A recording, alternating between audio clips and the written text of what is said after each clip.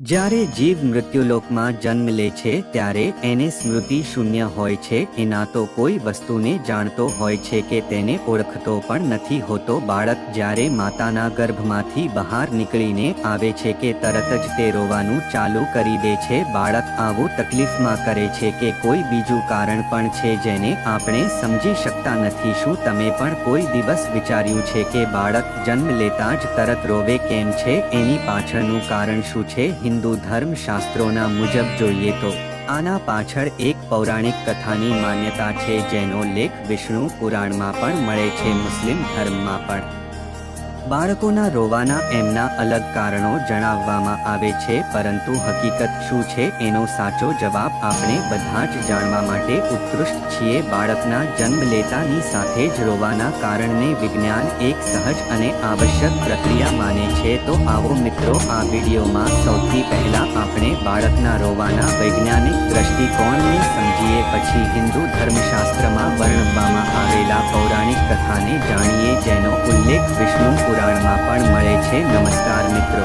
સ્વાગત છે તમારું અમારી એસવી ગુજરાતીમાં. તમને વિનંતી છે કે ચેનલને સબસ્ક્રાઇબ કરી દેજો અને કોમેન્ટ બોક્સમાં હર હર મહાદેવ લખી પરમાત્માને તમારો આભાર વ્યક્ત કરો. દોસ્તો, નવા જીવનની પ્રક્રિયા પુરુષ અને સ્ત્રીના સમાગમથી થાય છે, જેના ફળ સ્વરૂપ જીવને એક નવા સ્વરૂપમાં સ્ત્રીના ગર્ભમાં સ્થાન મળે છે. જ્યાં સુધી બાળક માતાના ગર્ભમાં રહે છે ત્યાં સુધી તે સંસારિક જીવનથી અજાણ હોય છે. માતાના ગર્ભમાં તે જીવિત તો હોય છે, પરંતુ તે શ્વાસ નથી લેતો. બાળકના શરીરને ખાવા પીવા વગેરે માતાથી જોડાયેલ ગર્ભનાળથી તેને પ્રાપ્ત થાય છે. બાળકના ફેફસા તો બની જાય છે, પરંતુ તે પ્રયોગમાં હોતા નથી. બાળક માતાના ગર્ભમાં એક પાતળી જીલની અંદર બંધ હોય છે, જેની અંદર તરલ પદાર્થ ભરેલો હોય છે. આ તરલ પદાર્થને વૈજ્ઞાનિક ભાષામાં એમ્યુનેટિક ફિલ્ડ કહે છે. આ જ તરલ પદાર્થ બાળકોના શ્વાસ નળી અને ફેફસા સુધી પહોંચી જાય છે, પરંતુ જ્યાં સુધી બાળક માતાના ગર્ભની અંદર રહે છે ત્યાં સુધી આ તરલ પદાર્થથી બાળકને કોઈ કષ્ટ થતો નથી. પ્રસવની ક્રિયા માતા અને બાળક બંને માટે પીડાદાયક હોય છે. બાળક ખૂબ જ સાંકડા માર્ગથી નીકળીને દુનિયામાં આવે છે. જે સમયે બાળક માતાના ગર્ભમાંથી બહાર નીકળી આ સંસારમાં આવે છે ત્યારે તેની આસપાસનું વાતાવરણ બદલાઈ જાય છે. હવે બાળકને જીવતું રહેવા માટે શ્વાસની જરૂર હોય છે. બાળકના ફેફસા પહેલીવાર કામ કરવાનું ચાલુ કરે છે, પરંતુ પહેલાથી જ ફેફસાની અંદર એ જ તરલ પદાર્થ ભરેલો હોય છે, જેને બહાર કાઢવો બાળકના સ્વાસ્થ્ય માટે ખૂબ જ જરૂરી હોય છે. એટલે જ ડૉક્ટર બાળકને ડિલિવરી થતાં જ ગર્ભનાળને કાપી નાખે છે અને બાળકને ઉલટું કરીને તરલ પદાર્થને બહાર કાઢે છે. આવી અસહજ સ્થિતિમાં બાળક પ્રથમ વખત રોવે છે. રોવાની પ્રક્રિયા દરમિયાન બાળક ઊંડો શ્વાસ લે છે, જેનાથી હવા ફેફસાની અંદર પ્રવેશ કરે છે અને ફેફસામાં ભરાયેલ તરલ પદાર્થ બહાર નીકળી જાય છે. એટલે જ બાળકનો પ્રથમવાર રોવું એ બાળક સ્વસ્થ હોવાની નિશાની છે. જો બાળક પોતાની રીતે ન રોવે તો ડૉક્ટર બાળકની પીઠ ઉપર હળવે હળવે ફેરવીને એને રોવડાવવાનો પ્રયાસ કરે છે, જેથી ફેફસામાં હવા જઈ શકે અને તરલ પ્રવાહી બહાર આવી શકે. બાળકના મગજને સારી રીતે કાર્ય કરવા માટે તેમજ બાળકમાં શરીરને વ્યવસ્થિત કાર્ય કરવા માટે ઓક્સિજનની જરૂર ખૂબ હોય છે, જે બાળકના ફેફસામાંથી તરલ પદાર્થ નથી નીકળી શકતો. ફેફસાની અંદર જરૂરિયાત મુજબ હવા પહોંચી શકતી નથી. આવું થવું એ બાળકના જીવન માટે ખતરારૂપ સાબિત થઈ શકે છે.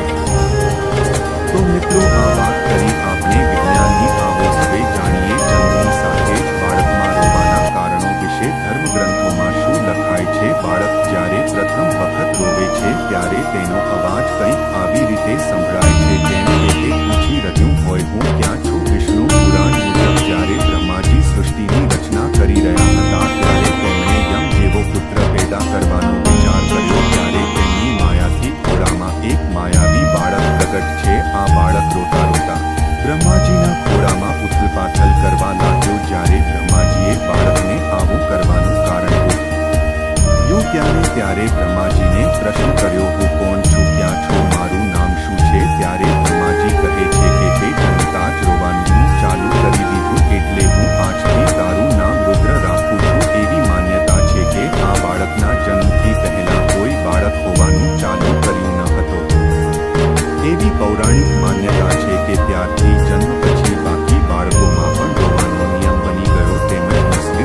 લોકોની અંદર એવી માન્યતા છે કે બાળકના જન્મતા જ શૈતાન બાળકની પાસે આવે છે. શૈતાનના અડવાની સાથે જ બાળક જોર-જોરથી રડવા લાગે છે.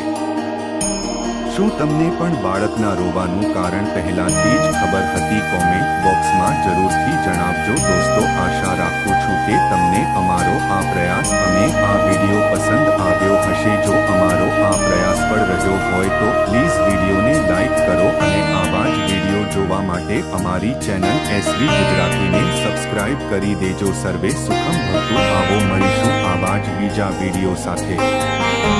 મિત્રો, આપણી આ એસવી ગુજરાતી ચેનલમાં આવા જ વિડીયો દરરોજ સવાર 7 વાગે મૂકવામાં આવે છે. તો